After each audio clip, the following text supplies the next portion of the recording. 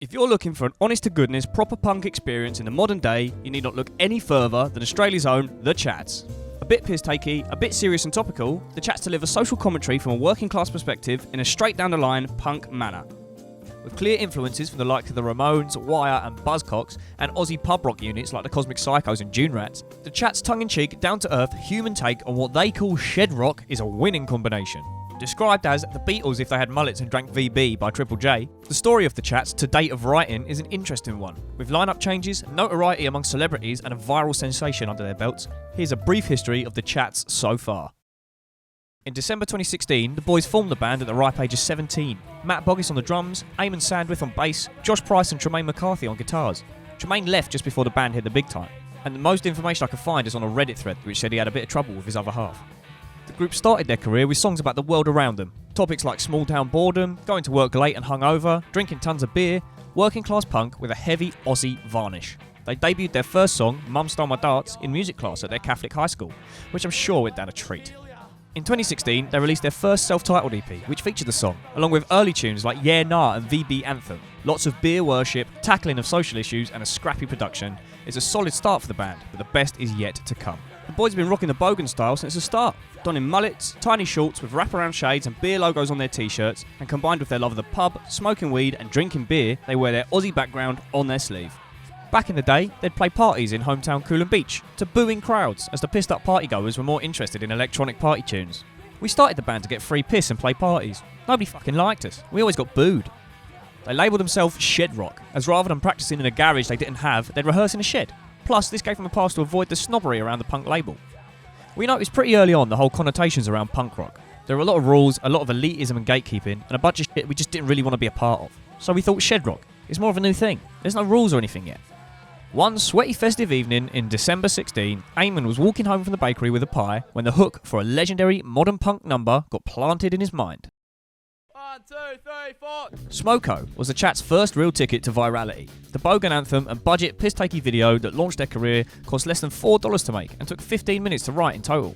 The $4 were just for the sausage roll you see Eamon eat in the video, so I'm not sure he gets more DIY than that. The 3-minute, bare-bones, modern classic describes a bloke who's just having a fag on a smoke break and just wants to be left to it.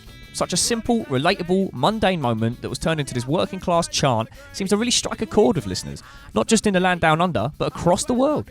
I suppose the experience is universal. When we're on our breaks, we just want to be left the bloody hell alone.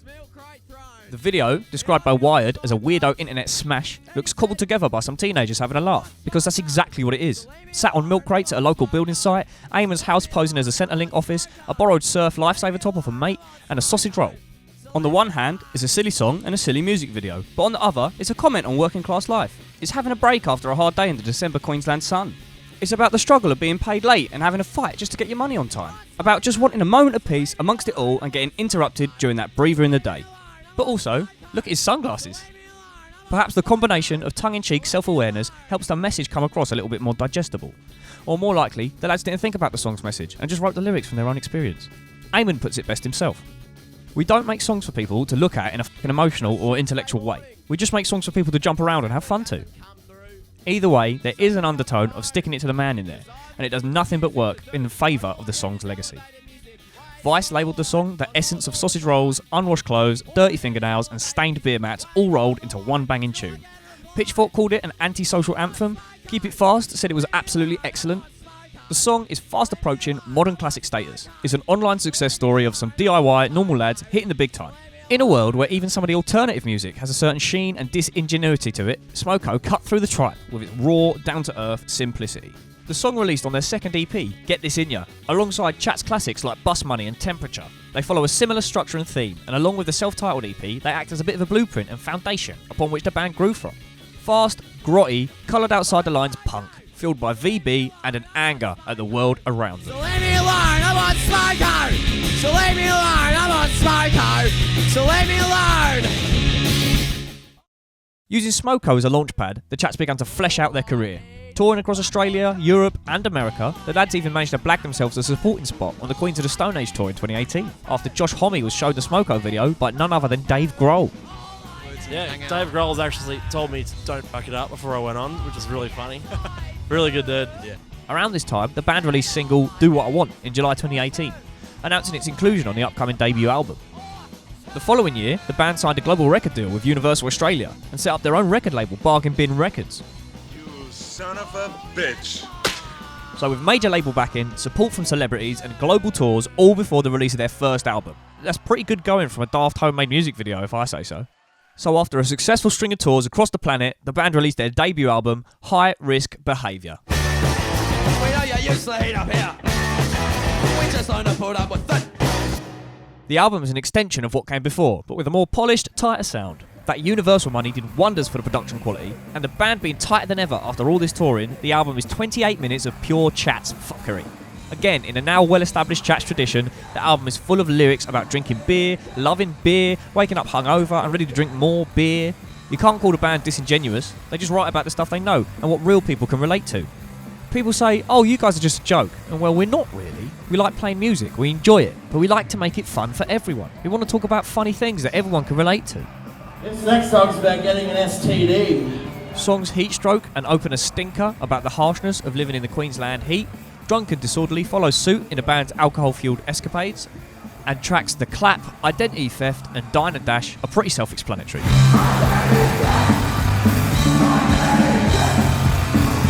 As a quick aside, the Dine and Dash video actually has the guy from Democracy Manifest in it as a guest cameo. This is Democracy Manifest. There is, once again, intentional or not, some social messaging amongst it all. Keep the Grubs Out is about mullet discrimination, as Eamon puts it, which you could argue is a bit of a comment on classism and discrimination, where Billy Backwash's Day details a racist drunk who abuses tourists and attempts to justify his bigotry. The Kids Need Guns is definitely pushing the limits of what is tongue-in-cheek and what is serious commentary, making fun of America's constant gun control issues. And who can forget the lead single for the record, Pub Feed. Another classic beer-related tune, just a simple celebration of pub culture and gets a proper pub grub, which at the time was all the more poignant, as when the album was released in 2020, pubs were a no-go zone. A simple, stripped-back punk track clocking in at a whopping 2 minutes 25, you might find the song's catchy refrain stuck in your head for a while. All I want and all I need, all I crave is a good pub feed.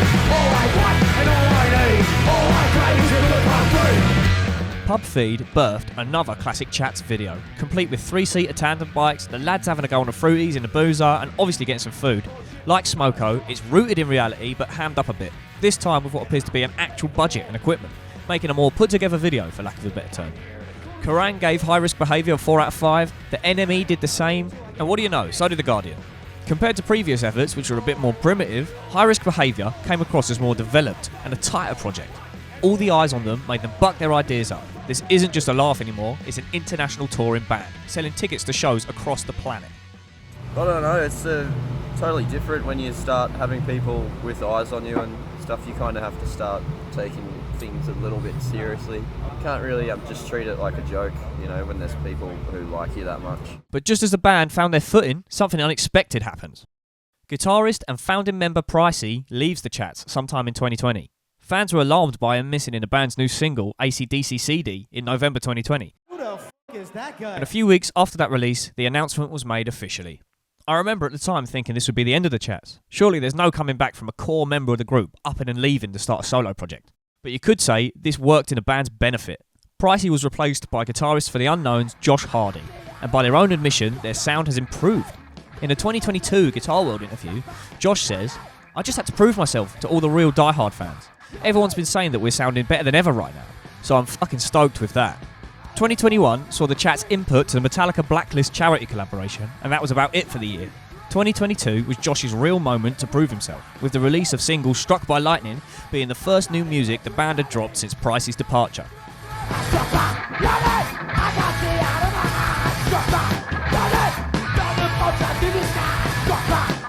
Judging from the comments section, Struck by Lightning was met with positive reception from fans, and that Josh was seen as a positive new addition to the band. After the release of 2 more singles, the band's first full-length project with Josh was released, Get Fucked. Get Fucked takes the Chats formula previously established in High Risk Behaviour and largely bumps up the intensity. Faster tempos, shorter songs, tighter playing, this time finished up in 28 minutes or less. The boys deviate slightly in terms of songwriting and explore more topics. Paid Late is pretty self-explanatory in tone, inspired by a smashed-up ATM the boys saw in Southport.